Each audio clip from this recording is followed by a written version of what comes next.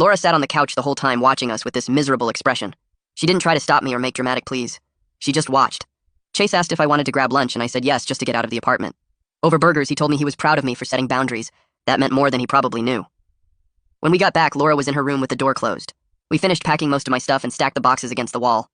That night, I was scrolling through social media and saw Katie had posted a picture. She was at a restaurant with someone who might be a date. Some guy with his arm around her chair, both of them smiling. I felt this sharp pang of jealousy mixed with sadness. I wanted to comment or reach out, but I didn't, because she deserved to move on with her life. She'd been clear about her boundaries, and I respected that. But it hurt seeing concrete evidence that she was doing exactly what she said she would. I closed the app and stared at my boxes stacked against the wall and thought about how everything had changed in just a few months. The email came 3 days later while I was sitting in my car outside a grocery store. Subject line said results available, and my hands shook so bad I almost dropped my phone trying to open the attachment. The PDF loaded slowly, and I stared at the numbers, not really understanding them at first.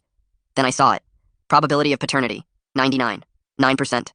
I set the phone down on the passenger seat and gripped the steering wheel. 20 minutes passed while I just sat there breathing and watching people push carts across the parking lot. A woman loaded groceries into her trunk. A kid dropped his juice box and started crying. Normal life happening all around me while mine completely changed direction. I picked up my phone again and looked at the numbers one more time to make sure I read them right. Then I started the car and drove to the apartment. Laura was on the couch watching something on her laptop when I walked in.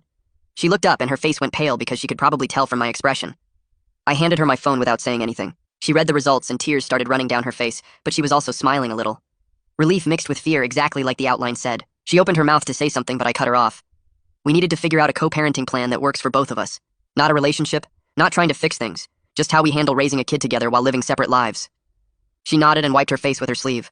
No arguments, no begging, just acceptance that the relationship part was truly over. I took my phone back and went to my room to call Katie. She answered after 2 rings and I could hear traffic in the background like she was outside somewhere. I told her about the test results and thanked her for being honest with me when I needed it most. She was quiet for a second, then said she was glad I had answers and hoped everything worked out. But her voice had this distance to it. She was kind, but also making it clear she was moving forward with her own life. I told her I understood and hoped she found someone who deserves her. We said goodbye, and I sat on my bed staring at the boxes still stacked against the wall. Moving day was in 4 days and I needed to finish packing. The sublet guy had confirmed everything was ready. I spent the rest of that week sorting through the last of my stuff and avoiding Laura as much as possible. She tried a few times to start conversations about baby names or nursery colors, but I shut it down. We could talk about practical stuff after I moved out and had some space to think. Chase showed up early on moving day with his truck, and we loaded everything in 2 trips.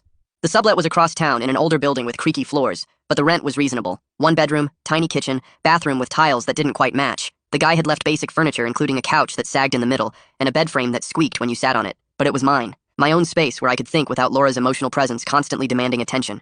I unpacked the essentials that first night and ordered pizza because I was too tired to cook. Sitting alone in my new place eating mediocre pizza felt better than the last month living with Laura. My stress levels dropped immediately just from having physical distance.